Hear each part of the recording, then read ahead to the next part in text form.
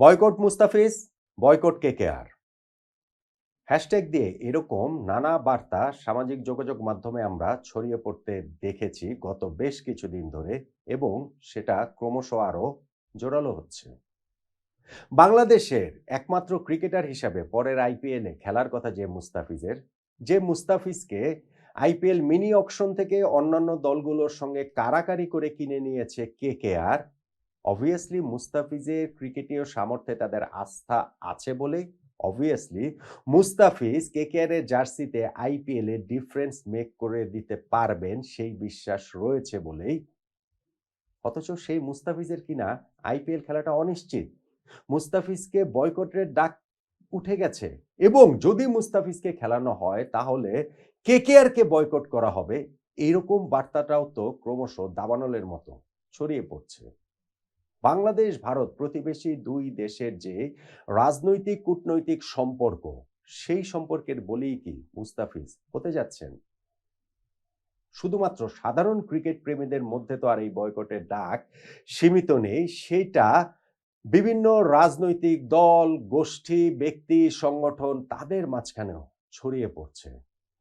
এই অবস্থায় ভারতীয় ক্রিকেট বোর্ডের স্ট্যান্ডটা ভীষণ রকমের গুরুত্বপূর্ণ, এবং ভারতীয় গণমাধ্যমে প্রকাশিত ভারতীয় ক্রিকেট বোর্ডের এক কর্মকর্তার যে মন্তব্য আমরা দেখেছি, তাতে করে কি এই পরিস্থিতিটা একটুখানি সহজ হয়ে উঠছে কিনা, এবং সেটাই হওয়া উচিত কিনা তা নিয়ে আলোচনাটা করছি।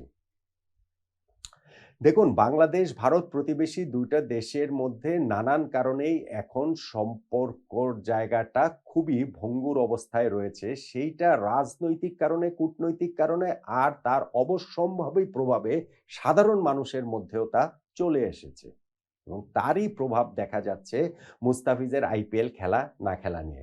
মুস্তাফিজকে যখন কেকেআর নিলাম থেকে কিনে নেয় ওই বিপুল অঙ্কের অর্থ খরচ করে, তখন সীমান্তের এপার বলুন ওপার বলুন দুই পারেই কিন্তু এক ধরনের উচ্ছ্বাস ছিল। আমাদের উচ্ছ্বাসটা অনুমেয়, যেহেতু বাংলাদেশের একমাত্র প্রতিনিধি হিসাবে আইপিএলে মুস্তাফিজ খেলবেন। কিন্তু কেকেআর সমর্থকদের, ধরেন আমি স্পেসিফিক্যালি পুরো ভারত না বলে ধরে পশ্চিমবঙ্গ বললাম, কলকাতা বললাম, তাদের ওই কেকেআর এর সমর্থক বললাম, তাদের ওই উচ্ছ্বাসটাও বোঝা যাচ্ছিল। কেননা আইপিএলে মুস্তাফিজ পরীক্ষিত পারফর্মার, মুস্তাফিজের ফর্মও এই গত বেশ কিছুদিন ধরে দুর্দান্ত, এবং তিনি সত্যিকার অর্থেই কেকেআর এর ম্যাচ উইনার হিসেবেই সমর্থকরা পর্যন্ত তাকে দেখছিল। কিন্তু দুই দেশের মধ্যকার নানান রকম যেই রাজনৈতিক বাস্তবতা, যেই অস্থিরতা, সেই অস্থিরতার প্রভাবে মুস্তাফিজ যেন আইপিএলে খেলতে না পারেন, ঐরকম মুস্তাফিজকে বয়কট করার একটা ডাক যে উঠে গেল, সেইটা কি ক্রিকেটীয় মাঠে আসাটা উচিত? কোনোভাবেই না। আমি এটা আগেও একটা ভিডিওতে বলেছি, আলোচনা করেছি যে এই প্রভাবটা ক্রিকেটীয় মাঠ পর্যন্ত চলে আসাটা খুবই আনফরচুনেট, এবং যদি আমাদের গ্রুপ সেন্স প্রিভেইল করে, ইন দ্যাট কেস এই জায়গাটা আস্তে আস্তে সহজ হয়ে যাওয়ার কথা। বাংলাদেশ জাতীয় ক্রিকেট দল কিন্তু ভারতে টি-টোয়েন্টি বিশ্বকাপ খেলতে যাচ্ছে। মুস্তাফিজের আইপিএল খেলার আগেই বাংলাদেশ সেইখানে জাতীয় দল খেলতে যাচ্ছে। সেইখানটাতে বাংলাদেশ দলকেও কি বয়কট করা হবে? বাংলাদেশ দলকেও কি খেলতে দেওয়া হবে না? এবং আমি শুধুমাত্র সীমান্তের ওই পারের মানুষদেরই যে দায়ী করছি তা না। আমাদের এই পারের মানুষদের মাঝখানেও আমি অনেককে দেখেছি যে ওই আওয়াজটা তুলতে, যে ঠিক আছে মুস্তাফিজ খেলতে গেলেন না আইপিএল। মুস্তাফিজ খেলতে না গেলে কি হয়? লস তো হবে হচ্ছে গিয়ে কেকেআর এর, যেহেতু তারা একটা প্ল্যানিং করে মুস্তাফিজকে নিয়েছিলেন। এগুলো কোনটাই আসলে কাজের কথা বলে আমার কাছে মনে হয় না, এবং এই সবগুলাই স্বার্থান্বেষী যে গোষ্ঠী, সাধারণ মানুষের আবেগের প্রতি আমি পূর্ণ শ্রদ্ধা সম্মান রেখেই বলছি। এগুলো বিভিন্ন স্বার্থান্বেষী গোষ্ঠী, এবং টু সাম এক্সটেন্ট মিডিয়াও এগুলাকে আসলে উস্কে দিয়ে জিনিসটাকে সামনে নিয়ে আসে, যেইটাতে সাধারণ মানুষ, সাধারণ ক্রিকেট প্রেমীরা প্রভাবিত হয়, এবং এই অবস্থাতে ভারতীয় ক্রিকেট বোর্ডের স্ট্যান্ড জানাটা ভীষণ রকমের গুরুত্বপূর্ণ। ভারতীয় গণমাধ্যম ইনসাইড স্পোর্টসে একটা কমেন্ট ছাপা হয়েছে ভারতীয় ক্রিকেট বোর্ডের একজন কর্মকর্তার, তিনি নাম প্রকাশ করেননি। কিন্তু আনঅফিসিয়ালি স্টেটমেন্টটাকেও যদি আমরা অফিসিয়ালি অবস্থাটা একটু ইজি করার ক্ষেত্রে একটা গুরুত্বপূর্ণ রোল প্লে করতে পারে, সেটা কি আমরা ভাবতে পারি কিনা?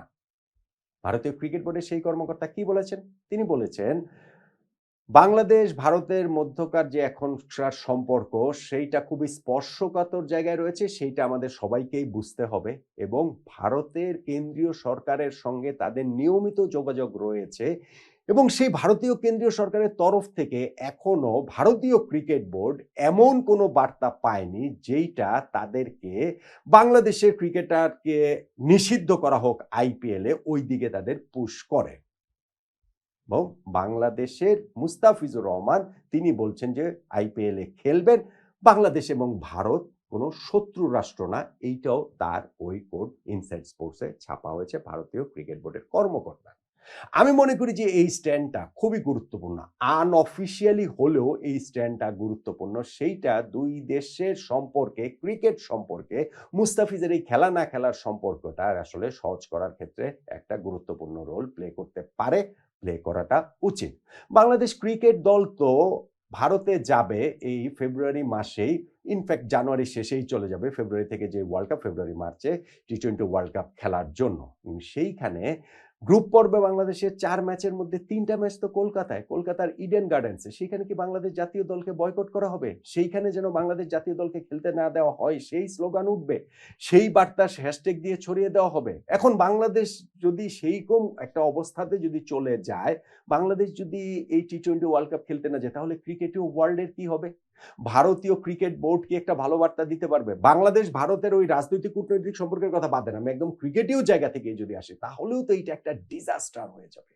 এবং এইটা রিকভারি করা ক্রিকেট ওয়ার্ল্ডের জন্যই বাংলাদেশ ভারত ক্রিকেটীয় সম্পর্ক শুধু না, আইসিসি ইভেন্টের ক্ষেত্রে যেহেতু বলা হচ্ছে, সেই ক্ষেত্রেই তো এইটা রিকভার করাটা ভীষণ, ভীষণ রকমের কঠিন হয়ে যাবে। আর যদি বাংলাদেশ জাতীয় ক্রিকেট দল ভারতে গিয়ে খেলতে পারে, তাহলে একজন মাত্র ক্রিকেটার বাংলাদেশের মুস্তাফিজ, তার আইপিএল খেলায় সমস্যা কোথায়? বাধাটা কোথায়? প্রবলেমটা কোথায়? এই কারণেই ওই যে ভারতীয় ক্রিকেট বোর্ডের কর্মকর্তার কোটটা ছাপা হয়েছে ইনসাইড স্পোর্টসে সেটা গুরুত্বপূর্ণ এবং তিনি যেটা বলছেন যে ২ টা দেশ তো শত্রু রাষ্ট্র না, এইটাও আসলে খুবই, খুবই গুরুত্বপূর্ণ। নানান কারণেই ২ দেশের মাঝে এখন টেনশনটা রয়েছে সেইটার প্রভাব মানুষের পর্যায় পর্যন্ত চলে গিয়েছে, সাধারণ মানুষের পর্যায়ে। কিন্তু সেইটা ইজি করার ক্ষেত্রেও তো ক্রিকেট একটা ব্রিজ হিসেবে কাজ করতে পারে, একটা সেতু হিসেবে কাজ করতে পারে। মুস্তাফিজ একটা সেতু হিসেবে কাজ করতে পারেন। বাংলাদেশ জাতীয় দল যে ভারতে টি-টোয়েন্টি ওয়ার্ল্ড কাপ খেলতে যাবে সেইখানে একটা সেতু হিসেবে কাজ করতে পারেন। পারেন না?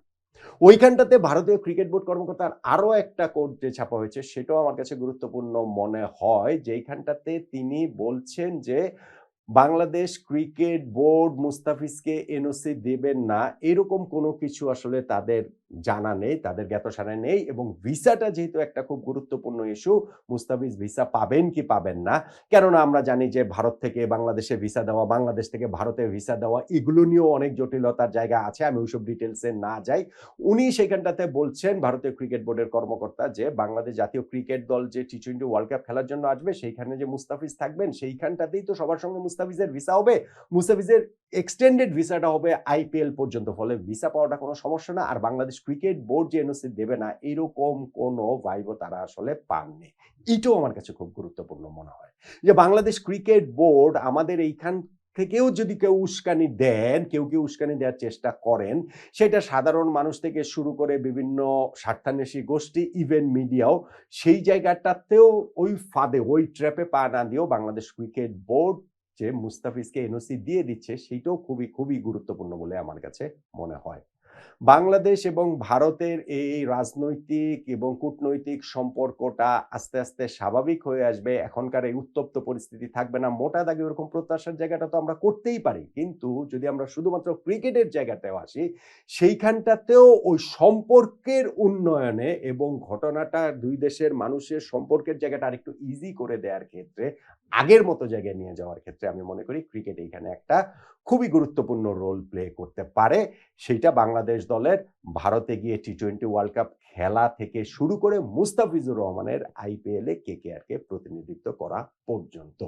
ভারতীয় ক্রিকেট বোর্ডের এই কর্মকর্তার এই কোটটা সেটা আনঅফিশিয়াল হলেও আমাদেরকে স্বস্তি দিচ্ছে। আমাদের বলতে আমি শুধুমাত্র বাংলাদেশের কথা বলছি না, ইভেন ভারতেও, ইভেন পশ্চিমবঙ্গে, ইভেন কলকাতার ক্রিকেট প্রেমী, ইভেন কেকেআর এর ক্রিকেটের যারা দর্শক সমর্থক রয়েছেন, যারা নিখাত ক্রিকেট প্রেমী এবং যারা সত্যি, সত্যি যাদের গুড সেন্সটা দিয়ে যারা পুরো ব্যাপারটাকে ভাবতে পারেন, বুঝতে পারেন, তাদেরকেও আসলে স্বস্তির জায়গাটা দিয়ে দিচ্ছে। মুস্তাফিজ প্রত্যাশা অনুযায়ী এই ঘটনাটা এই এখন যে টেনশনটা রয়েছে সেই টেনশনটা কমে যাবে যেহেতু আরো কিছুটা সময় বাকি রয়েছে এবং এরপরে গিয়ে মুস্তাফিজ আইপিএলে খেলবেন, কলকাতা নাইট রাইডার্সে খেলবেন। কলকাতা নাইট রাইডার্স তাকে যেই বিপুল অঙ্কের অর্থ দিয়ে নিয়েছে সেই প্রত্যাশার প্রতিদান মুস্তাফিজ পারফরম্যান্স দিয়ে দিবেন।